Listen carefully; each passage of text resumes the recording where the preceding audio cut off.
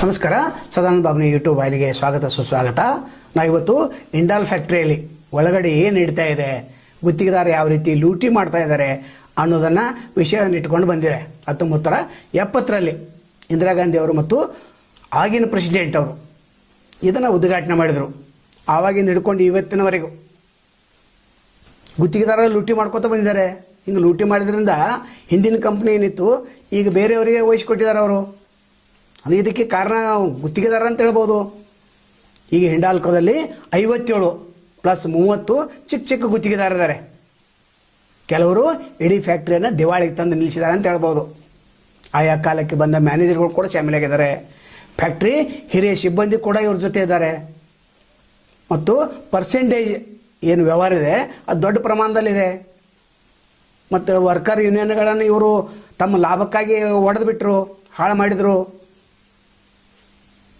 ಇದರಲ್ಲಿ MP fabricator ಮಾಲೀಕ್ ಸಹಿತ ಪಾಟೀಲ್ ಅಂತ ಶಾಮೀಲಿದ್ದಾರೆ. ಅವರು ಸಹಿತ ಈಗ ಕೋಟಿ ಕೋಟಿ ಆಸ್ತಿ ಮಾಡಿದ್ದಾರೆ. ಲೂಟಿ ಹೊಡೆದೇ ಆಗಿದೆ ಇದು. ಪ್ರತಿ ವರ್ಷ ಅವರಿಗೆ ದೊಡ್ಡ ಪ್ರಮಾಣದಲ್ಲಿ ಪಾರ್ಟಿ ಕೊಡ್ತಾರೆ ತಮ್ಮ ಮನೆಯಲ್ಲಿ ಗೊಂಡವಾಡದಲ್ಲಿ.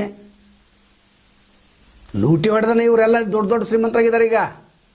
ಈಗ GS ಉಪ್ಪಾರ್ ಹತ್ತಿರ 255 ನೌಕರಿದ್ದಾರೆ. ಅವರು ದೊಡ್ಡ ಗುತ್ತಿಗೆದಾರ ಅಂದರೆ GS ಉಪ್ಪಾರ್. ಈಗ ಇವರು bogus type of documents, bogus record ಕಾರ್ಮಿಕರ ಇಲಾಖೆ ಅಧಿಕಾರಿಗಳಿಗೆ ಕೊಡ್ತಾ ಬಂದಿದ್ರು ಕೂಡ ಅವರು ಕ್ರಮ ಕೈಗೊಂಡಿಲ್ಲ. ಲಂಚದ ಬಲೆಯಲ್ಲಿ ಇವರು ಅಧಿಕಾರಿಗಳನ್ನು ಸಿಕ್ಕಿ ಹಾಕಿಸಿದರೆ ಅಂದರೆ ಸರ್ಕಾರಕ್ಕೆ ತಪ್ಪ ಮಾಹಿತಿ ಕೊಡ್ತಾನೆ ಬಂದಿದ್ದಾರೆ. ಕಾರ್ಮಿಕ ಇಲಾಖೆಯ ಕಾನೂನುಗಳನ್ನು ಈ ಉಪಾರ ಪಾಲಿಸ್ತಾನೇ ಇಲ್ಲ.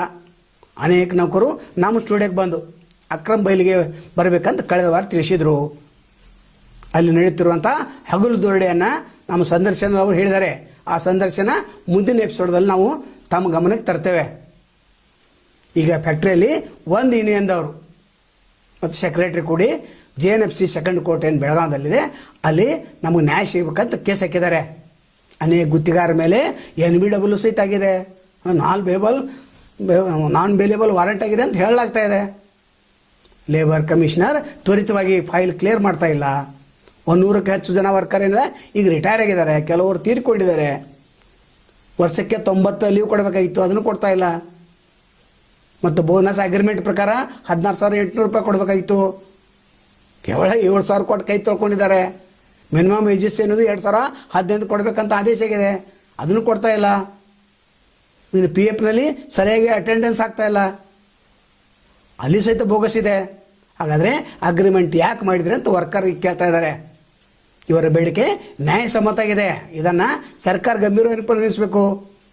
ಇಲ್ಲಿ ನೌಕರು ನಮ್ಮ ವಾಹಿನಿ ಜೊತೆಗೆ ನೇರವಾಗಿ ಎಲ್ಲವನ್ನೂ ವಿಷಯ ತಿಳಿಸಿದ್ದಾರೆ. ಅವರು ಈ ಎಲ್ಲ ವಿಚಾರ ಗುತ್ತಿಗೆದಾರ ಒಪ್ಪರಿಗೆ ಕೇಳಿದರೆ ನೀವು ಕೋರ್ಟಲ್ಲಿ ಕೇಸ್ ಹಾಕಿದರೆ ನೀವೇನು ಬೇಕಾದ ಮಾಡ್ಕೊರಿ, ಧಮಕಿ ಮಾತುಗಳನ್ನ ಆಡ್ತಾ ಇದ್ದಾರೆ.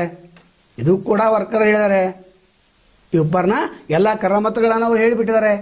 ಸತತ 40 ವರ್ಷದಿಂದ ಇಂಡಾಲ್ ಫ್ಯಾಕ್ಟ್ರಿ ಏನು ಕೆಲವು ಗುತ್ತಿಗೆದಾರರು ಲೂಟಿ ಹೊಡಿತಾ ಬಂದಿದ್ದಾರೆ. ಗಂಭೀರ ಆರೋಪ ಇವ್ರ ಮೇಲಿದೆ. ಇದರಲ್ಲಿ ಒಳಗಿನ ಅಧಿಕಾರಿಗಳು ಎಲ್ಲ ಮ್ಯಾನೇಜರ್ಗಳು HR ಎಲ್ಲ ಶಾಮೀಲಾಗಿದ್ದಾರೆ. ಲೇಬರ್ ಕಮಿಷನರ್ ಇದಕ್ಕೆ ಉತ್ತರ ಕೊಡಬೇಕಾಗ್ತದೆ. ಕಂಪ್ನಿಯವರು ಇದಕ್ಕೆ ಉತ್ತರ ಕೊಡಬೇಕು. ಲೇಬರ್ ಯೂನಿಯನ್ ಇದಕ್ಕೆ ಉತ್ತರ ಕೊಡಲೇಬೇಕಾಗ್ತದೆ. ಕಾರ್ಮಿಕ ಇಲಾಖೆ ಇರೋದು ಕಾರ್ಮಿಕರ ಹಿತ ಕಾಪಾಡಲಿಕ್ಕೆ. ಇವ್ರು ಏನು ಮಾಡ್ತಾಯಿದ್ದಾರೆ, ಗುತ್ತಿಗೆದಾರರ ಹಿತ ಕಾಪಾಡ್ತಾ ಇದ್ದಾರೆ. ಕಂಪ್ನಿಗಳ ಪರವಾಗಿ ಇವರು ಕೆಲಸವನ್ನು ಮಾಡ್ತಾ ಇದ್ದಾರೆ. ಕೆಲವು ಅಧಿಕಾರಿಗಳು ಕಾರ್ಮಿಕರಿಗೆ ಮೋಸ ಮಾಡ್ತಲೇ ಬಂದಿದ್ದಾರೆ. ಅವರು ಸಾಕಷ್ಟು ಉದಾಹರಣೆ ಬೆಳಗಾವಿ ಜಿಲ್ಲೆಯಲ್ಲಿವೆ. 1962-63ರಲ್ಲಿ ಏನು ಒಂದು ಅಗ್ರಿಮೆಂಟ್ ಆಗಿತ್ತು ಅಂತಂದರೆ ಲೋಕಲ್ ಜನರಿಗೆ ನೀವು ನೌಕರಿ ಕೊಡಬೇಕಂತ. ಇದು ಸರಿಯಾಗಿ ಪಾಲಿಸ್ತಾ ಇಲ್ಲ. ವಸೀಲಿದ್ದವರು ನೌಕರಿ ತೊಗೋತಾ ಇದ್ದಾರೆ. ಕೆಲವು ಗುತ್ತಿಗೆದಾರ ಒಳಗನೆ ಅಗ್ರಿಮೆಂಟ್ ಮಾಡ್ಕೊತಾ ಇದ್ದಾರೆ. ಅವ್ರೇನು ಒಳಗಿನ ಗುತ್ತಿಗೆದಾರ ಅವ್ರ ಮಾತನ್ನು ಇವ್ರು ಕಂಪ್ನಿಯವ್ರು ಕೇಳ್ತಾ ಇದ್ದಾರೆ, ಅವ್ರನ್ನ ನೇಮಕ ಮಾಡ್ತಾ ಇದ್ದಾರೆ. ಕೆಲವರನ್ನ ಊರಲ್ಲಿ 4-5 ಊರಲ್ಲಿ ಅವ್ರನ್ನ ಒಂದು ಗ್ಯಾಂಗ ನೇಮಿಸಿದ್ದಾರೆ. ಅವರು ನಿರುದ್ಯೋಗ ಯುವಕರಿಂದ ದುಡ್ಡು ತೊಗೊಂಡು ಇವ್ರಿಗೆ ಒಳಗೆ ನೌಕರಿ ಹಚ್ತಾ ಇದ್ದಾರೆ. ಅದು ಸಹಿತ ನಡೆದಿದೆ. ಯಮುನಾಪುರ, ಬಸವನಕೊಳ, ಮುತ್ಯಾನಟ್ಟಿ ಮತ್ತು ಕನಬರಿ ಅವರಿಗೆ ಏನು ಯುವಕರಿದ್ದಾರೆ, ನಿರುದ್ಯೋಗ ಯುವಕರಿದ್ದಾರೆ, ಅವ್ರಿಗೆ ನ್ಯಾಯ ಸಿಗಬೇಕಾಗಿತ್ತು. ಅದು ಆಗ್ತಾ ಇಲ್ಲ. ಕೇವಲ ಹೆಸರಿಗೆ ಮಾತ್ರ 2-3 ಜನರನ್ನು ತೆಗೆದುಕೊಳ್ತಾ ಇದ್ದಾರೆ. ಅವರು JMFC ಕೋರ್ಟ್ದಲ್ಲಿ ಏನು 57 ಮಂದಿ ಮೇಲೆ ವಾರಂಟ್ ಇಶ್ಯೂ ಆಗಿದೆ. ಈಗ ಅದರಲ್ಲಿ ಫ್ಯಾಕ್ಟ್ರಿ ಮ್ಯಾನೇಜರ್ ಇದ್ದಾರೆ, HR ಇದ್ದಾರೆ, ಮತ್ತು ಉಪ್ಪಾರ ಹೆಸರು ಸಹಿತ 78ನೇ ನಂಬರ್ದಲ್ಲೇ ಇದೆ ಇವ್ರದ್ದು. ಮತ್ತು ಬೋನಸ್ ಆ್ಯಕ್ಟ್ ಪ್ರಕಾರ ಕಾರ್ಮಿಕರಿಗೆ ನ್ಯಾಯ ಇಂದಿಗೂ ಸಿಕ್ಕಿಲ್ಲ. ಕೇವಲ 7,000 ಮಾತು ಕೊಟ್ಟು ಕೈ ತೊಳ್ಕೊಂಡಿದ್ದಾರೆ. ಕಾನೂನು ವಿರುದ್ಧದ್ದು. ಹಾಗೆ ಮಾಡಲಿಕ್ಕೆ ಬರೋದೇ ಇಲ್ಲ. DLC ಆಫೀಸ್ದಲ್ಲಿ ಏನಿದೆ ಅಲ್ಲಿ ಸಹಿತ ತಕರಾರು ಹೋಗಿದೆ. ಅವರು ಕೂಡ ಏನು ಮಾಡ್ತಾ ಇಲ್ಲ, ಅವರು ನ್ಯಾಯ ವರ್ಕರಿಗೆ ನ್ಯಾಯ ಕೊಡಬೇಕಾಗಿತ್ತು, ಅವರು ಕೊಡ್ತಾ ಇಲ್ಲ. ಮತ್ತು ಇಂಡಾಲ್ ಅಂಬೇಡ್ಕರ್ ಯೂನಿಯನ್ ಏನಿದೆ ಅವರು ಈಗ ಕೇಸ್ ಹಾಕಿದ್ದಾರೆ, ನಮಗೆ ನ್ಯಾಯ ಕೊಡಿಸಿ ಅಂತ ನ್ಯಾಯಾಲಯಕ್ಕೆ ಕೇಳಿದರೆ ಆ ಪ್ರಕಾರ ಎಲ್ಲರಿಗೂ ವಾರಂಟ್ ಇಶ್ಯೂ ಆಗಿದೆ. ಅವರು ಅರ್ಧ ಬೋನಸ್ ಕೇಸ್ ಕೂಡ ಹಾಕಿದ್ದಾರೆ, ಪೆಂಡಿಂಗ್ ಇದೆ ಅದು. ESನಲ್ಲಿ ನಮಗೆ ನ್ಯಾಯ ಸಿಗ್ತಾ ಇಲ್ಲ ಅದನ್ನು ಅಂತಿದ್ದಾರೆ ಅವರು. ಇನ್ನು ಅನೇಕ ವಿಷಯಗಳಿವೆ, ಅವುಗಳನ್ನು ನಾವು ಸಂಗ್ರಹ ಮಾಡ್ತಾ ಇದ್ದೇವೆ.